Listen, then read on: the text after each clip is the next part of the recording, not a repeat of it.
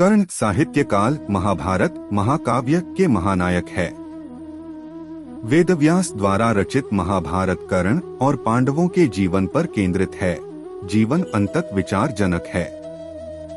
कर्ण महाभारत के सर्वश्रेष्ठ धनुर्धारियों में से एक थे।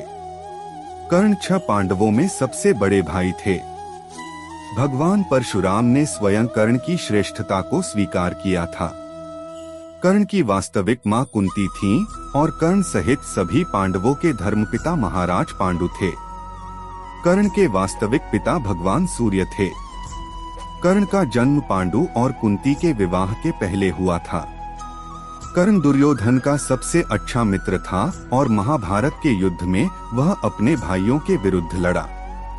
कर्ण को एक आदर्श दानवीर माना जाता है क्योंकि कर्ण ने कभी भी किसी मांगने वाले को दान में कुछ भी देने से कभी भी मना नहीं किया, भले ही इसके परिणामस्वरूप उसके अपने ही प्राण संकट में क्यों न पड़ गए हों। इसी से जुड़ा एक वाकया महाभारत में है, जब अर्जुन के पिता भगवान इंद्र ने कर्ण से उसके कुंडल और दिव्य कवच मांगे और कर्ण ने दे दिए। कर्ण की छवि आज भी भारतीय जनमानस में एक ऐसे महायोद्धा की है जो जीवन भर प्रतिकूल परिस्थितियों से लड़ता रहा। बहुत से लोगों का यह भी मानना है कि कर्ण को कभी भी वह सब नहीं मिला जिसका वह वास्तविक रूप से अधिकारी था। तर्कसंगत रूप से कहा जाए तो हस्तिनापुर के सिंहासन का वास्तविक अधिकारी कर्ण ही था, क्योंकि वह कुरु राज परिवार से ही था और युधिष्ठिर और दुर्योधन से ज्येष्ठ था, लेकिन उसकी वास्तविक पहचान उसकी मृत्यु तक अज्ञात ही रही। कर्ण को एक दानवीर और महान योद्धा माना जाता है। उन्हें दानवीर और अंगराज कर्ण भी कहा जाता है। शुद्ध संकल्प के परिणाम स्वरूप जन्म। महाभारता 1965। कर्ण का जन्म कुंती को मिले एक वरदान स्वरूप हुआ था। जब वह कुंवारी थी तब एक बार दुर्वासा ऋषि उनके पिता के महल में पधारे। तब कुंती ने पूरे 1 वर्ष तक ऋषि की बहुत अच्छे से सेवा की।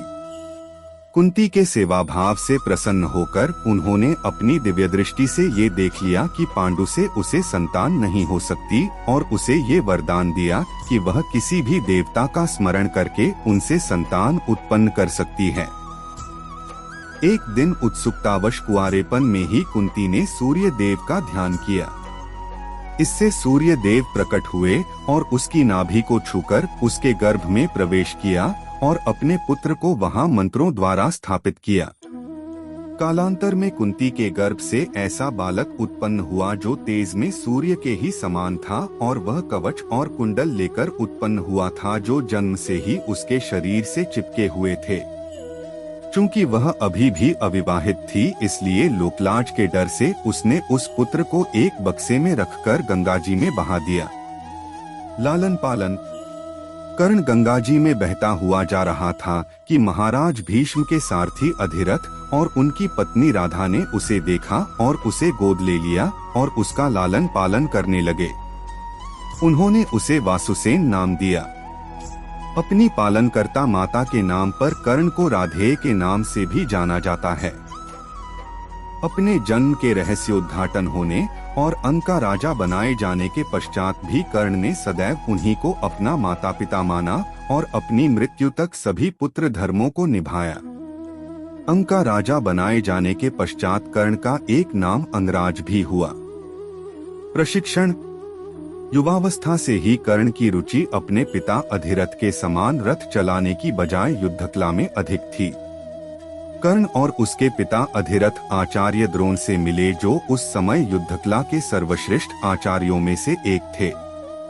द्रोणाचार्य उस समय कुरु राजकुमारों को शिक्षा दिया करते थे। उन्होंने कर्ण को भी शिक्षा दी।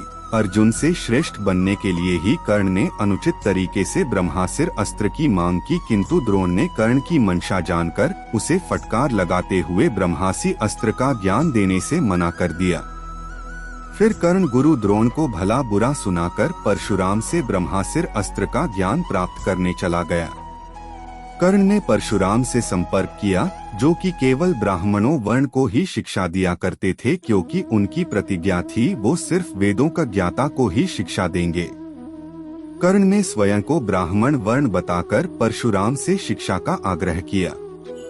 परशुराम ने कर्ण का आग्रह स्वीकार किया और कर्ण को अपने समान ही युद्धकला और धनुर्विद्या में निष्णात किया। इस प्रकार कर्ण परशुराम का एक अत्यंत परिश्रमी और निपुण शिष्य बना। 5. कर्ण को मिले विविध श्राप। कर्ण को उसके गुरु परशुराम और पृथ्वी माता से श्राप मिला था। इसके अतिरिक्त भी कर्ण को बहुत से श्राप मिले थे। कर्ण की शिक्षा अपने अंतिम चरण पर थी। एक दोपहर की बात है, गुरु परशुराम कर्ण की जंघा पर सिर रखकर विश्राम कर रहे थे। कुछ देर बाद कहीं से एक बिच्छू आया और उसकी दूसरी जंघा पर काटकर घाव बनाने लगा।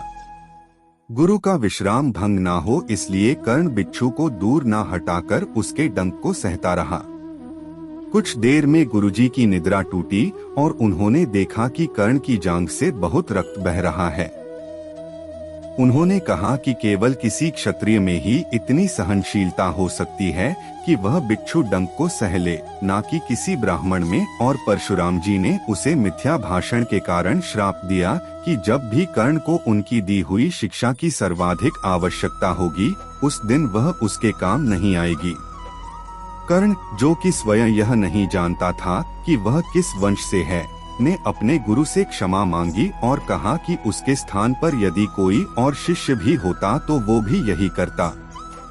यद्यपि कर्ण को क्रोधवश श्राप देने पर उन्हें ग्लानि हुई, पर वे अपना श्राप वापस नहीं ले सकते थे। तब उन्होंने कर्ण को अपना विजय नामक धनुष प्रदान किया और उसे ये आशीर्वाद दिया कि उसे वह वस्तु मिलेगी जिसे वह सर्वाधिक चाहता है, अमिट प्रसिद्धि। कुछ लोक कथाओं में माना जाता है कि बिच्छू के रूप में स्वयं इंद्र थे, जो उसकी वास्तविक क्षत्रिय पहचान को उजागर करना चाहते थे। परशुराम जी के आश्रम से जाने के पश्चात कर्ण कुछ समय तक भटकता रहा। इस दौरान वह शब्दभेदी विद्या सीख रहा था। अभ्यास के दौरान उसने एक गाय के बछड़े को कोई वनीय पशु समझ लिया और उस पर शब्दभेदी बाण चला दिया और बछड़ा मारा गया।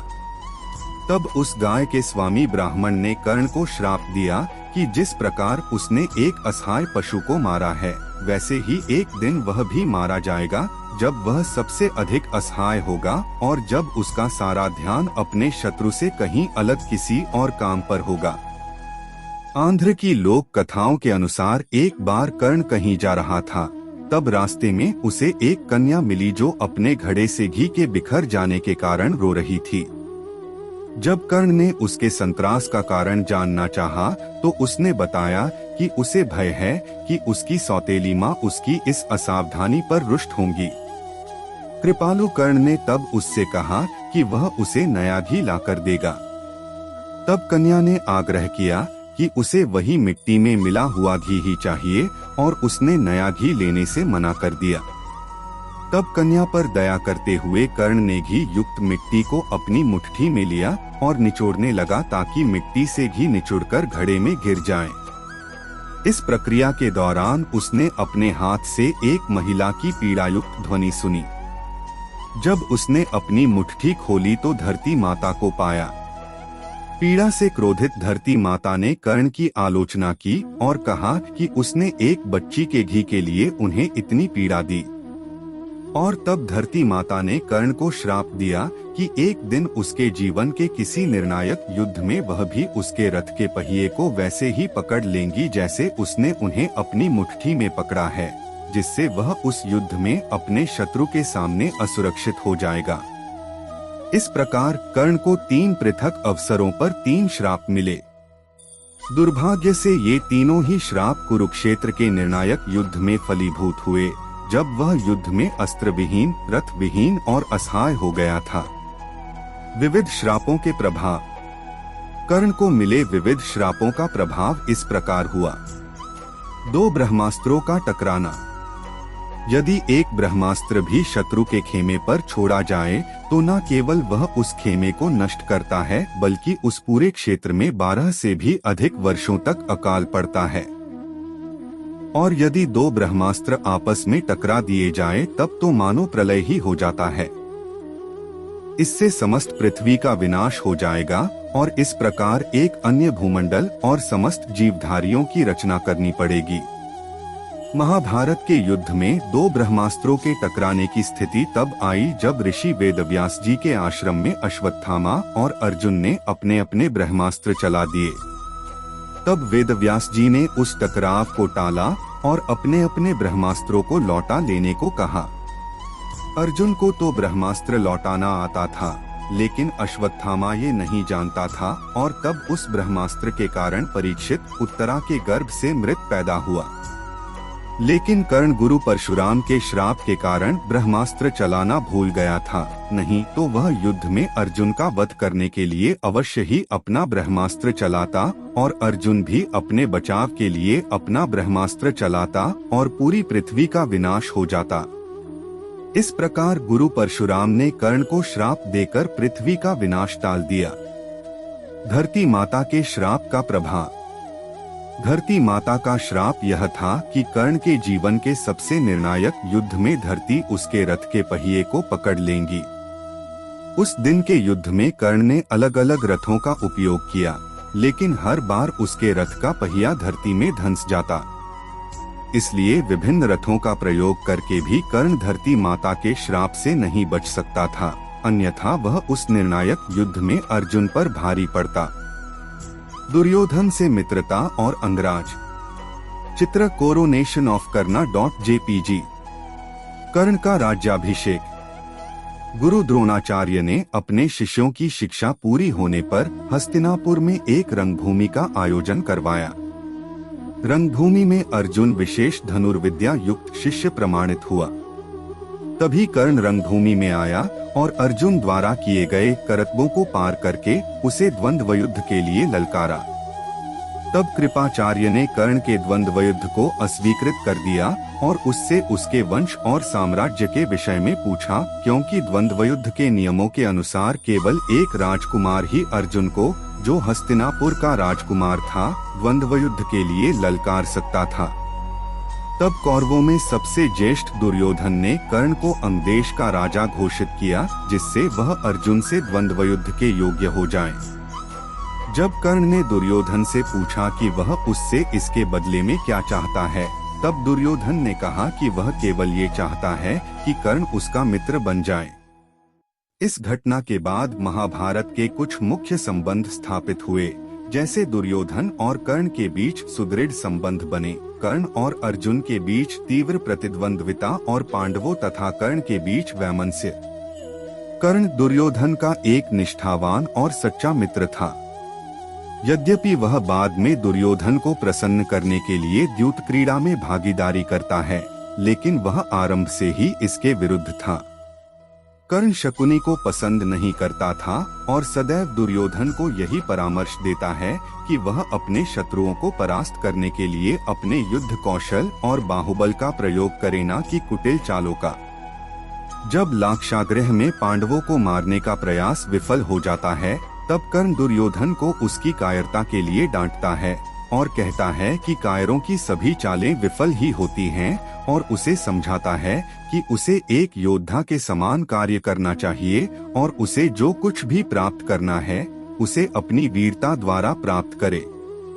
चित्रांगद की राजकुमारी से विवाह करने में भी कर्ण ने दुर्योधन की सहायता की थी। अपने स्वयंवर में उसने दुर्योधन को अस्वीकार कर दिया और तब दुर्योधन उसे बलपूर्वक उठाकर ले गया। तब वहां उपस्थित अन्य राजाओं ने उसका पीछा किया, लेकिन कर्ण ने अकेले ही उन सबको परास्त कर दिया। परास्त राजाओं में जरासंध, शिशुपाल, दंतवक्र, साल्व और रुक्मी इत्यादि थे।